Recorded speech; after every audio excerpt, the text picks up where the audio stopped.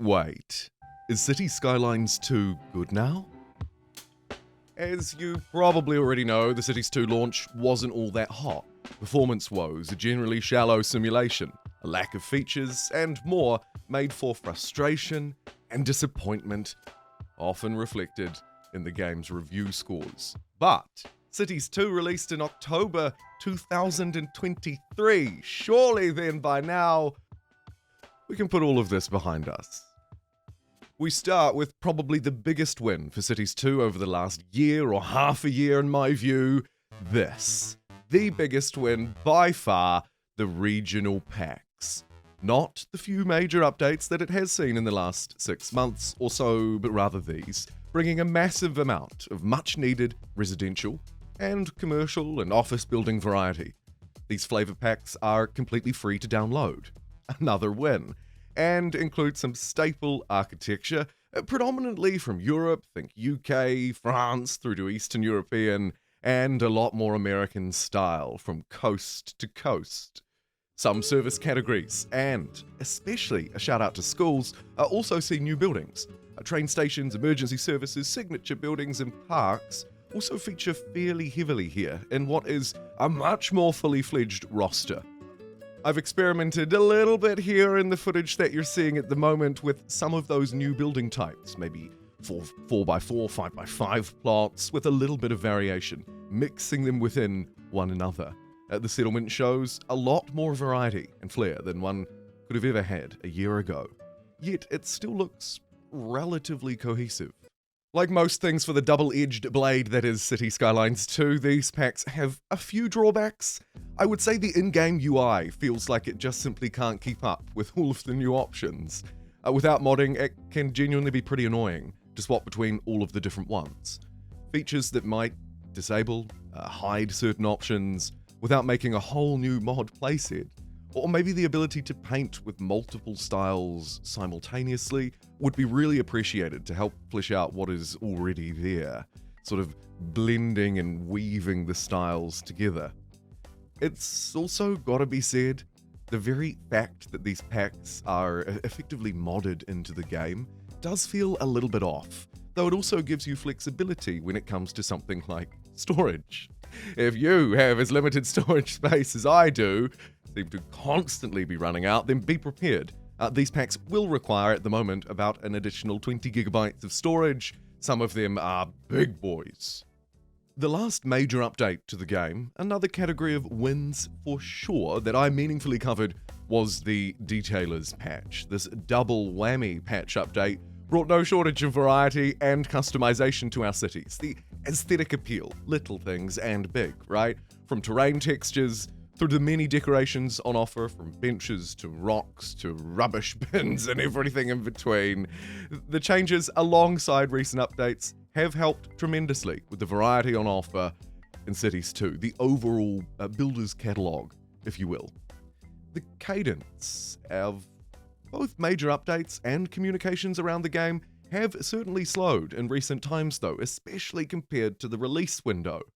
In fact, aside from a very small hotfix right at the start of 2025 in January, there was really just two significant updates. One in March, 10-year anniversary of Cities 1, and then another later on in May. They continue, of course, as you might expect, to fix some issues, the first around homeless people and adding some new parks and playgrounds. The patch that marked the 10-year anniversary of Cities Skylines the First didn't really deliver a whole lot to CS2, though it was another game update. An update scheduled for June 2025 from Colossal Order also adds a couple of new bridges, piers, and keys in the build-up to the next, now delayed yet again, major expansion to the game, all about bridges. The extra free content and updates are definitely a win, but they still leave the game feeling buggy at times, or perhaps even just lacking in general. I've said it before, I'll probably say it again. There are still no bike lanes, for example. That Bridges patch update was meant to accompany the DLC that I'm talking about. However, again, it's been delayed. Now, this is good news for people who like polished products, but probably bad news for anybody who pre-ordered the Ultimate Edition of Cities Skylines 2 way back when. The next major expansion, Bridges and Ports, has been delayed again, citing 5 months of hard work and an early access review group's feedback. Glosslaughter have delayed that launch until the last 3 months of 2025, quarter 4. Again, though, those free bridges will be available a little earlier. And this is a very familiar story. Stall, delay, and maybe under-deliver? Maybe? The jury's still out on that one. As we shift away from some of those major wins and towards more of the problematic points we've already started, we should talk about performance, stability, and bugs. Cities 2 has addressed some of its core issues. The new difficulty options, albeit just 2 of them at the start of a game, do give some much-needed difficulty to a simulation that does continue to be criticised for its shallow depth and buggy nature. Here, Cities 2 needs more work. Optimization remains a problem for the PC version of Cities 2. A city of around 50,000 people, perhaps 100,000 and upwards, if you've got a beefy PC, can run okay and can be very enjoyable to build. Frame rates beyond that will often sit at around 20 frames per second, a little higher if you're focusing on a smaller area or running on a lower simulation speed even. Try and move around, gaze at your bustling metropolitan area from afar, and you may face PowerPoint level frames and significant performance issues. That's not to say the game can't run well, it can. You just need to be selective. Manage maybe lower graphical fidelity for your city, or keep things relatively small and consistent. The number of props plopped down could also be a factor here. I'm guilty of placing a lot of trees. Before I bring it all together, there is one more thing, one more category. You could run the game well and wait patiently for another delayed update, that Bridges DLC, if you're on PC. The console edition, the mini versions of it, I'm sure, alongside the problematic code modding or asset editor feature for PC, face much greater delays. The last significant update on the console version or versions for CS2 came around the time of Cities Skylines' 10-year anniversary. A short and sweet update, saying that work is ongoing, but a console edition will not be available before summer. To me, likely meaning 2026 could very well be the new best-case scenario for these indefinitely delayed versions of Cities 2. Those delays, from the bridges to the custom asset editor through to the console versions, tell a story of a title that is still struggling to meet expectations coming up on 2 years later. And the numbers, sadly, support this for Cities 2 as well. Review scores remain low. If anything, maybe a little lower. And I know that looking at player counts just for PC from one source is not a great source of information, but if we compare Cities Skylines 1 to Cities Skylines 2 right now, you see that 1 definitely has an edge. Generally just edging out 2 in terms of active players, and certainly in terms of the 24-hour peaks. The long-run interest in CS2 has been less than that of its predecessor, of the original, over the last, say, 3 months as well. Cities 2 clearly has a community, but it, at the moment, cannot compete, still, with the original game. Time for me now to bring it all together. Is Cities Skylines 2 good now? Or more specifically, has it improved? How has it changed? How is it positioned now?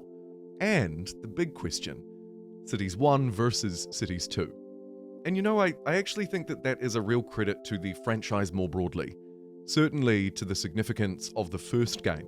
That the question I'm asking is 1 versus 2, and not 2 versus something else. It demonstrates the significance and appeal of that original, now far into the future. In drawing my conclusions, I haven't and can't overlook the progress that CS2 has made in improving the simulation, and in adding a much greater variety of residential buildings, decorations, parks, and some new appreciated roadways with parking along the side of the street that isn't just parallel parked. Unfortunately, in my view, this improvement is not enough to make Cities Skylines 2 a comparable option.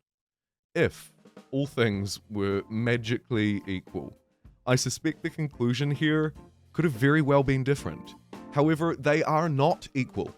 Cities 1 is a 10-year-old game, generally fairly easily handled, I would imagine, by modern hardware, and of course available on a whole load of other platforms, something important to note as we reflect back on the player count numbers we were looking at just before this section.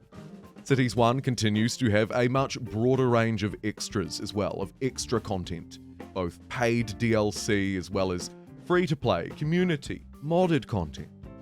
And for those making their purchasing, the dollar bill decision, a heavily discounted Cities Skylines 1 will, with a few expansions maybe you like the look of them, maybe you're just going for the ones that are best reviewed, be a much better buy, dollar for dollar, than Cities 2 currently is.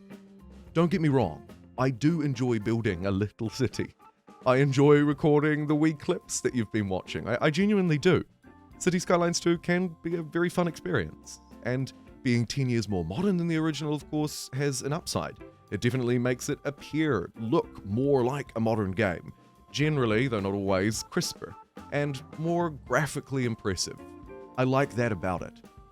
That aside, I believe that CS2 will only achieve a kind of No Man's Sky style redemption, a turnaround to glory, if it doubles down on trying to improve itself, not slow down in this improvement.